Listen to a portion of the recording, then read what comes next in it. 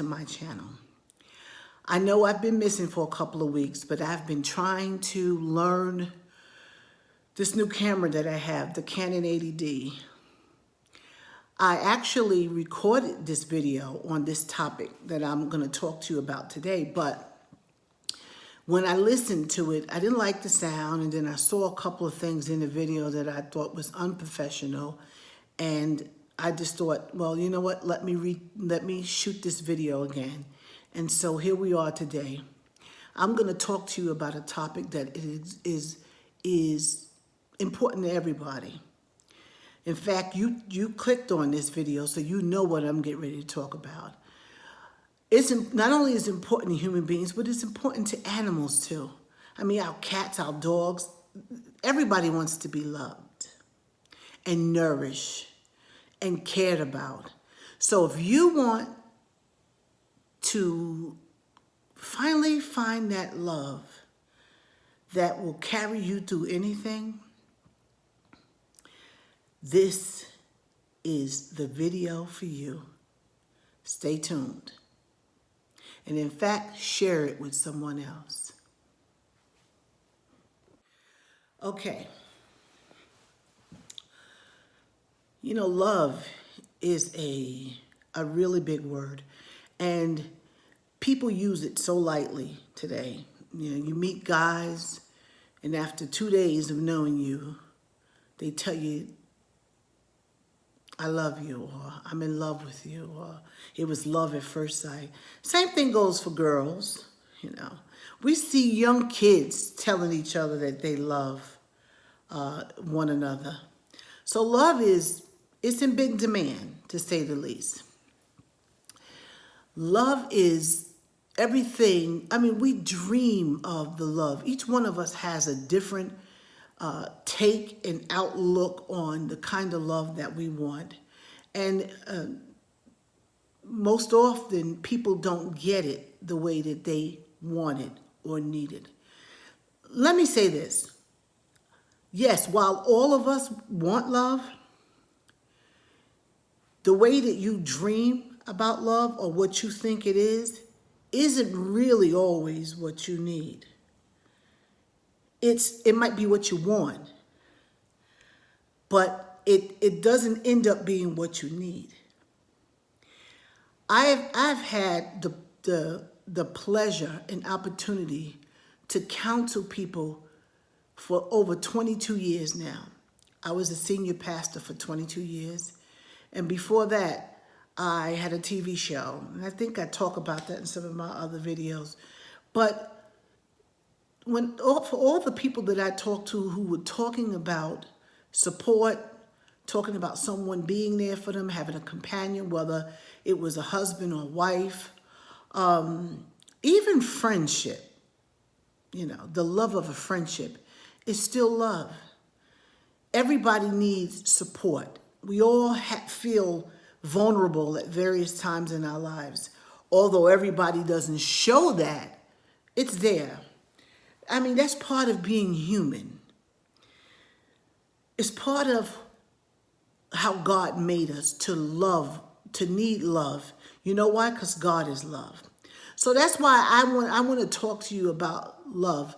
I want to talk to you about love that you've experienced. In fact, whether it was what you needed or not. And why this is so important for me to talk about this with you is because quite often the love that we are looking for out of other people falls short. Let's be honest. Let's be truthful. There are times that you've wanted something from someone and you didn't get it. And quite often it came under the banner of love. Am I right about it? God gave us people in our lives to allow us to experience the feeling of love. He gave us parents, a mother and father. Whether they're your biological parents or not, it doesn't matter. He gave us someone to be a parent over us. So we grow up, and when you're a kid, The love that matters the most important to you is your parents. Sisters and brothers are good, but your parents, you want your parents to love you.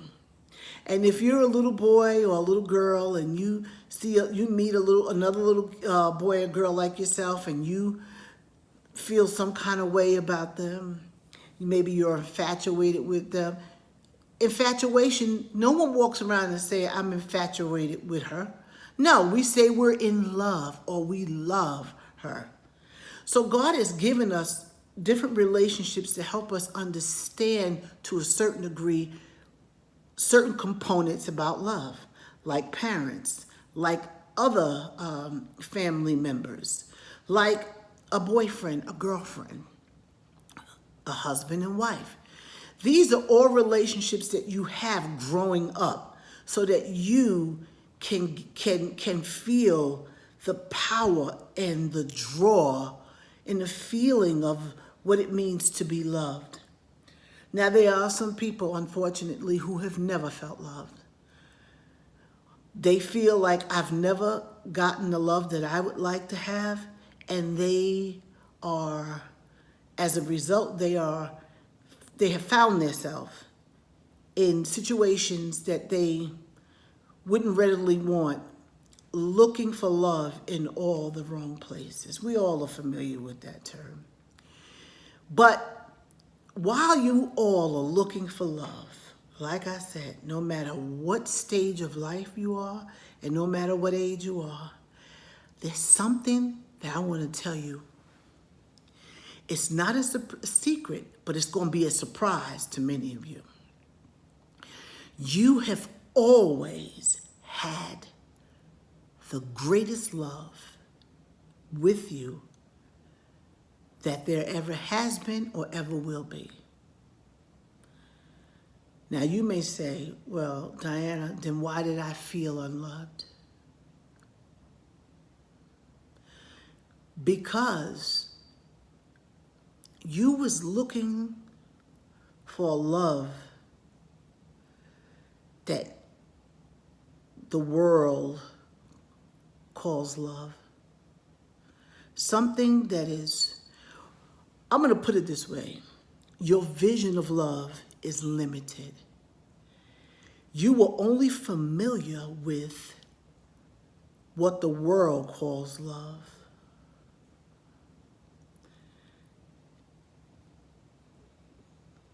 I just want to let that soak in for a second. But the greatest love that you could ever need, the kind that would support you, that is there with you, that walks with you, and in fact has been there with you through the toughest times, was there when you came out of your mother's womb and is looking to show, or shall I say, reveal itself to you. Now, I know you know I'm not talking about a human being because, like I said, human love is limiting. Often it's not love, disguised. It's something else disguised as love. That's why it lets us down. Sometimes it's infatuation and many other things that are often not good. But the love that I'm talking about is the love that you want. I'm telling you, you want this. The problem is you look for it from people. That's not to say that you won't experience great love through a man or a woman, even through siblings, because I've met some families that really are there for one another and they're very loving toward each other. And I thought that was awesome. But when I met God, and at first I said, okay, this is God. And I was elated about that because I needed him. I was crushed when I went looking for God.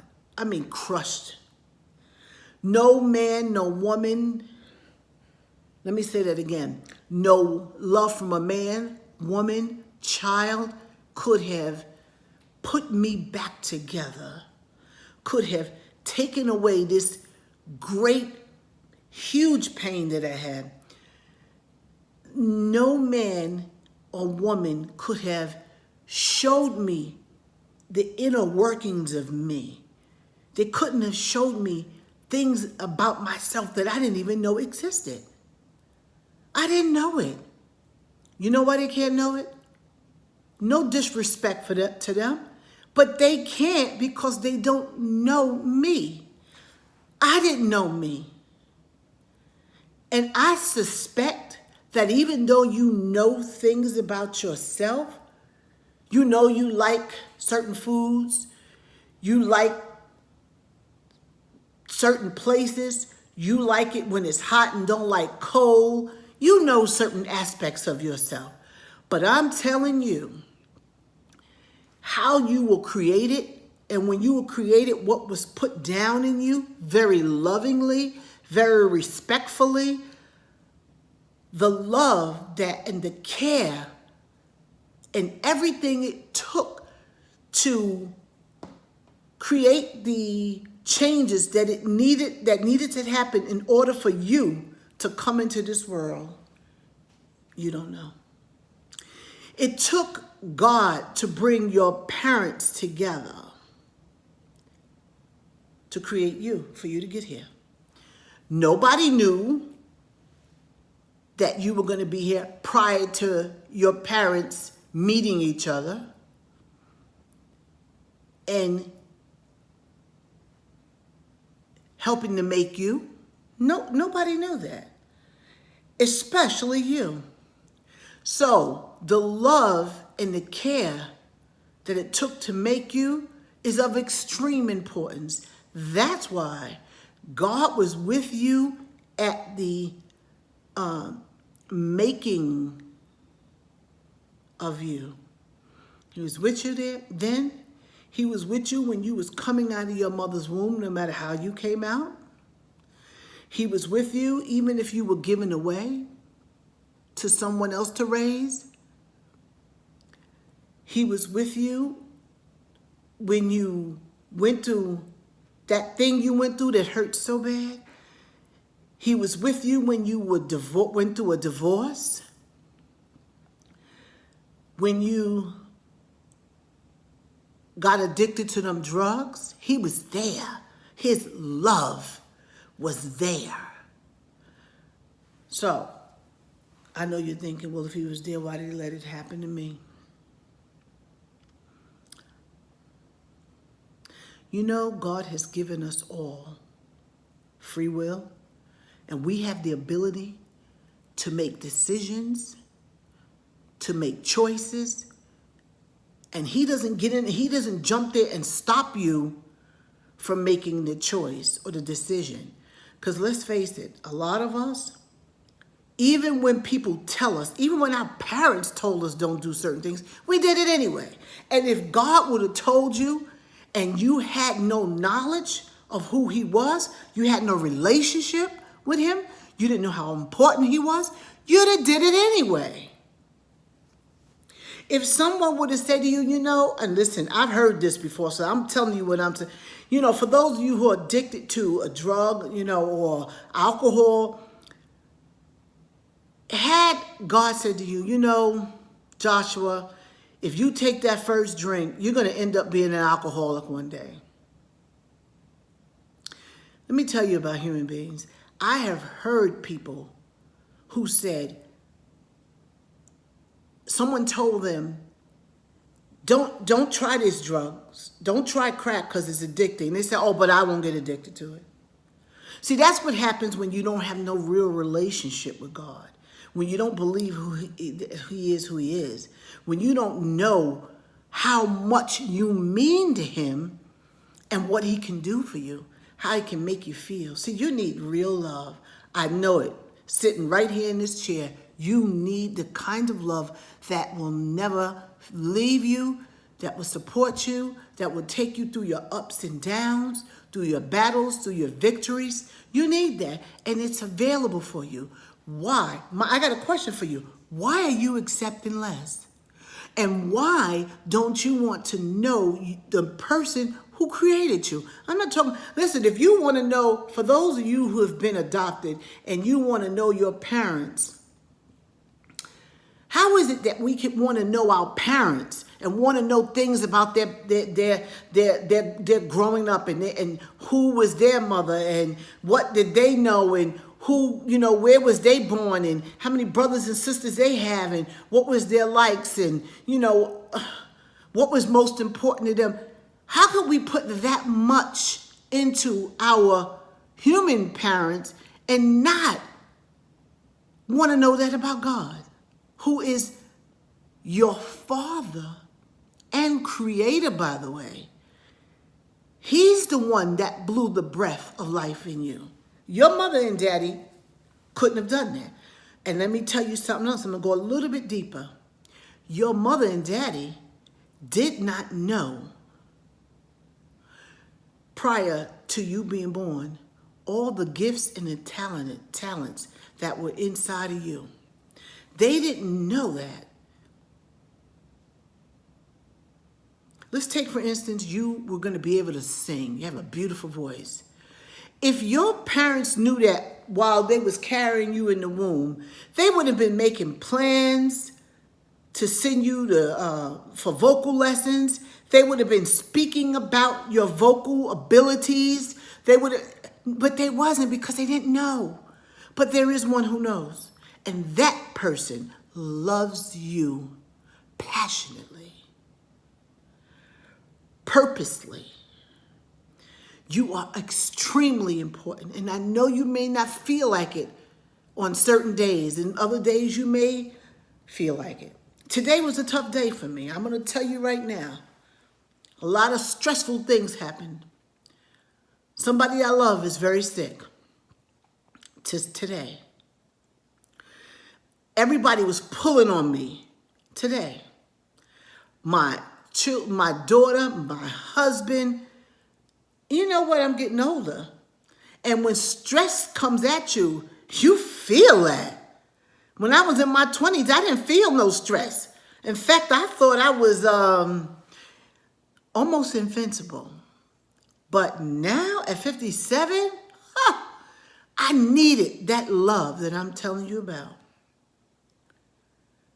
I needed it today to get me to where I could sit right in front of this camera with you. Because if I didn't have it, I'm telling you, I wouldn't have been here. I'd have been somewhere eating something. Okay? I'd have been somewhere doing something, probably upset, pissed off.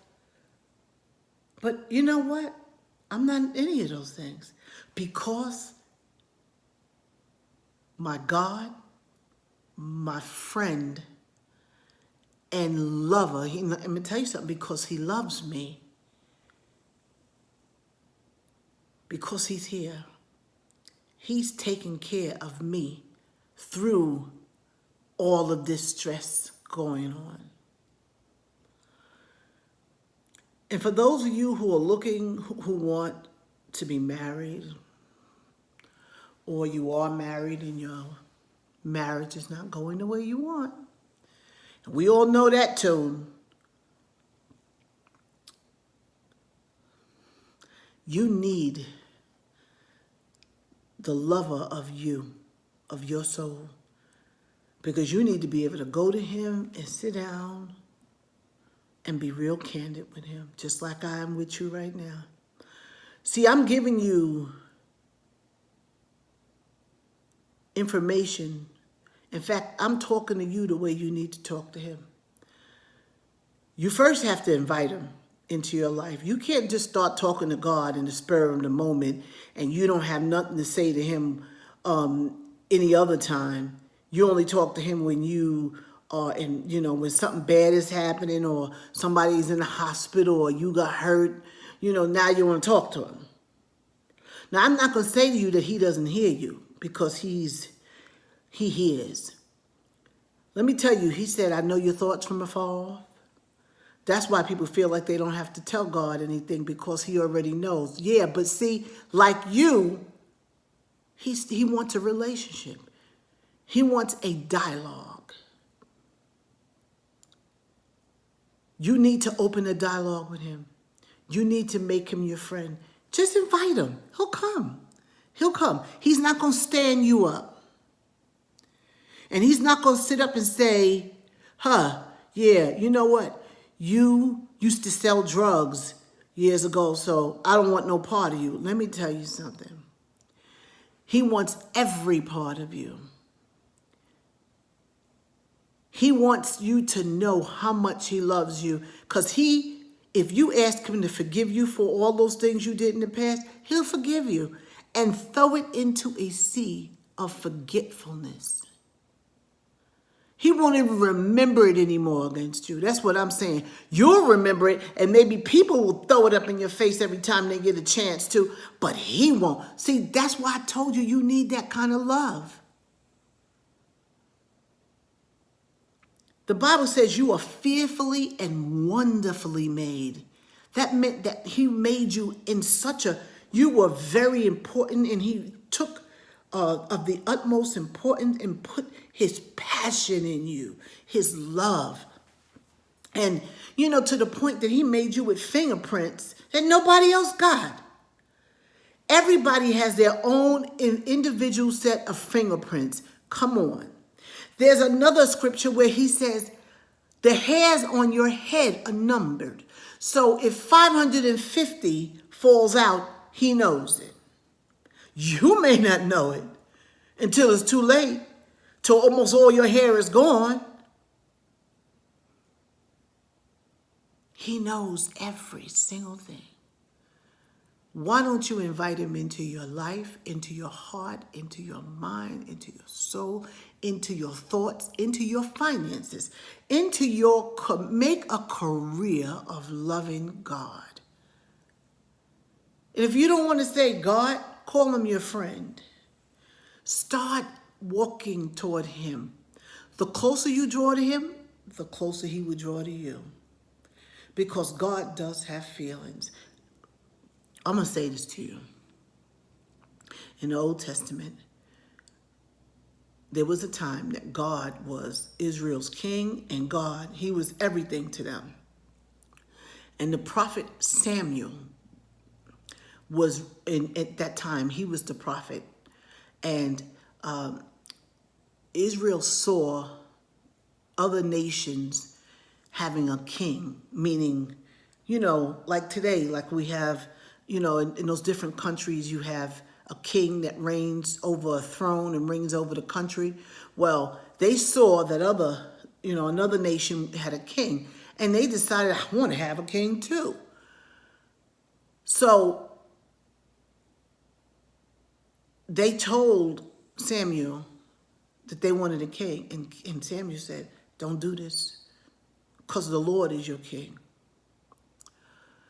But they insisted, and so God told Samuel, do what they say.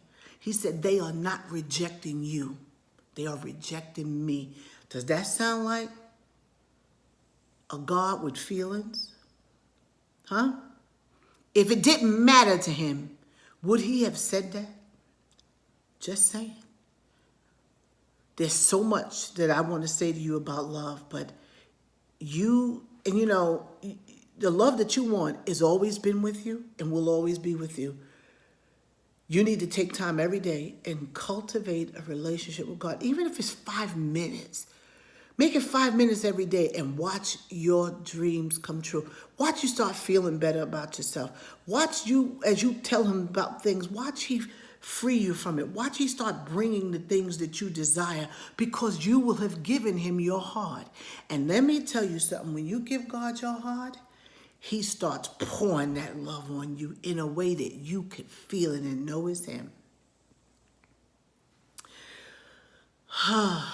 Please email me your comments or put your comments below. And like and share this with somebody. There's a lot of people who need to know this information. They're suffering They're trapped and in bondage to things because they don't know that there's a love that is beyond their comprehension. You know what? I'm grateful to be able to talk and tell you this today. I got so much more to tell you.